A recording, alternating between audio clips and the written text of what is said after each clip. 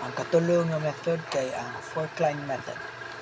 Ang fork-line method kay mas sayon gamiton kung daghan kaayog traits ang mga parents, kay i-separate niyo nato through computation nga sa matag trait unya i-multiply ang resulta.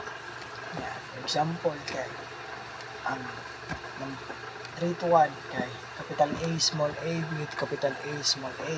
So meaning ana 3 ang ratio ana kay 3 1. Yeah, ang kaduha nga trait kay capital B small b capital B small b. Ang ratio gyud ana kay 3 1. I-multiply na to. 3 times 3 equals 9. 3 times 1 equals 3. 1 times 3 equals 3. 1 times 1 equals 1. So, ang phenotypic ratio na kay 9, 3, 3, 1. Lain na sa example. Capital na ang trait A kay capital A small a o duha ka small a. Small a small a. So, meaning ana ang ratio na kay 1, 1.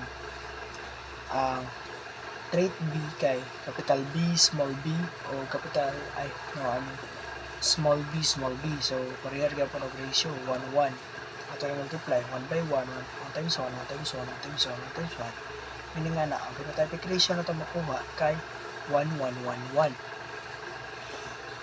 Kan ang fork-line method kay dali kay klaron labi na sa dihybrid crosses.